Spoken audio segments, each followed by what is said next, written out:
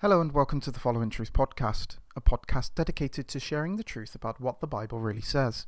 I'm your host LJ, and the title of this episode is, What did Jesus mean when he said, Not everyone that saith unto me, Lord, Lord, shall enter into the kingdom of heaven, but he that doeth the will of my Father which is in heaven?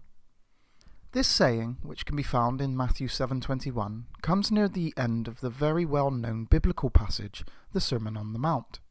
It is often used to demonstrate that there are errors and contradictions in the Bible. It is asserted by those that claim that there are errors and contradictions in the Bible that this saying contradicts, or rather is contradicted by, Paul's statement in Romans that whosoever calls upon the name of the Lord shall be saved. Romans 10:13. For whosoever shall call upon the name of the Lord shall be saved. So, if everyone who calls upon the name of the Lord will be saved, how can Jesus say that not everyone that calls upon him will enter into the kingdom of heaven?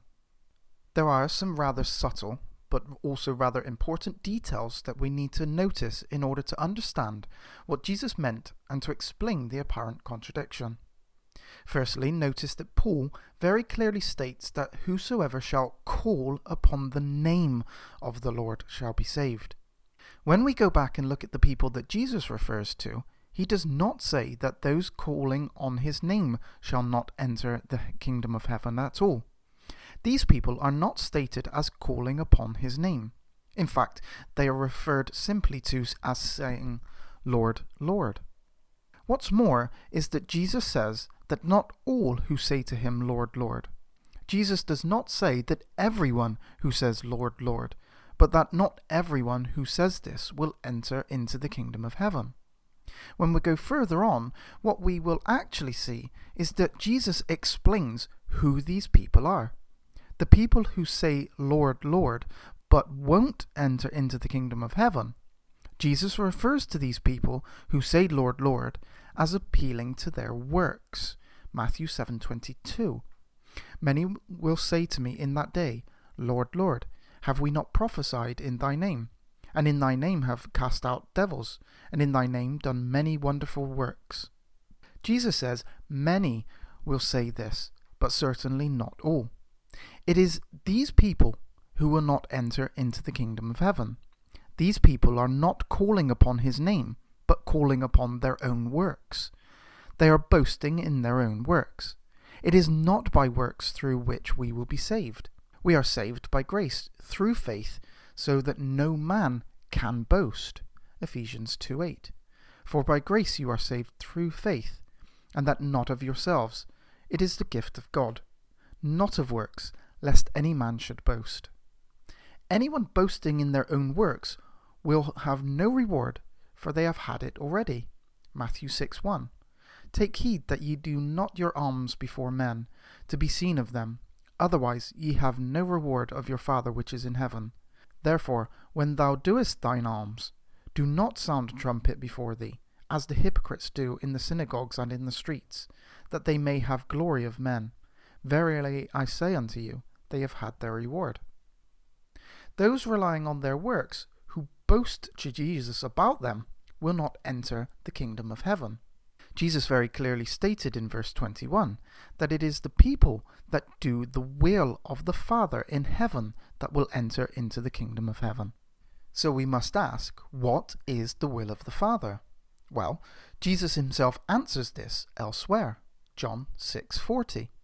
And this is the will of him that sent me, that every one which seeth the Son and believeth on him may have everlasting life, and I will raise him up at the last day. The will of the Father is to give everlasting life to those that believe on the Son. Doing the will of the Father, then, would be to believe on the Son, Jesus. It is those that are relying on Jesus, calling on him, and not on their own works, that will enter into the kingdom of heaven. Those who are relying on themselves rather than Jesus will be told to depart from him, for he never knew them. They are workers of iniquity. Mathew 7:23. And then I will profess unto them, I never knew you. Depart from me, ye that work iniquity. Now these are very strong words that Jesus utters, words I'm sure no Christian wants to hear. Iniquity is the Greek word anomia, and could be translated as lawlessness or sin. So those that are relying on themselves are referred to as being lawless or working sin. Now, rather than this meaning that those who Jesus will say depart from me being people without the law, and so Jesus is referring to those who are not following the law, this actually means the exact opposite.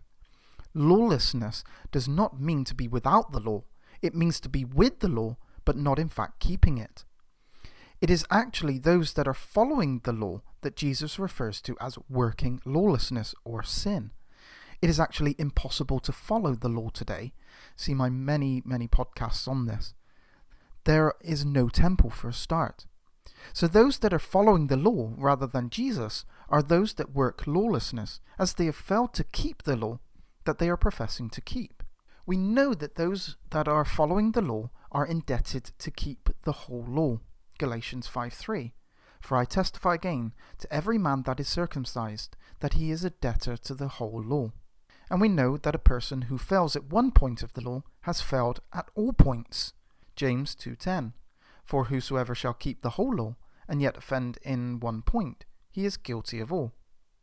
As it is impossible to keep the law today, anyone that is doing so will fail, and so is working lawlessness. They are not keeping the law that they profess to follow. Lawlessness is breaking the law, not living without it. A sin is disobedience to God. They are in fact working sin. Those that have trusted in Jesus rather than the law have been freed from sin, as sin is not imputed where there is no law. Romans 5:13. For until the law, sin was in the world, but sin is not imputed where there is no law. So those who follow Jesus and are not under the law cannot sin, or rather have sin imputed, as they have no law to impute it. 1 John 3:9. Whosoever is born of God doth not commit sin, for his seed remaineth in him, and he cannot sin, because he is born of God. Now this does not mean that a Christian should not sin, but that they cannot sin. There is no law of imputing sin. John later tells us what the commandments of God for the new covenant believer are. 1 John 3:23. And this is his commandment, that we should believe on the name of his Son, Jesus Christ, and love one another, as he gave us commandment.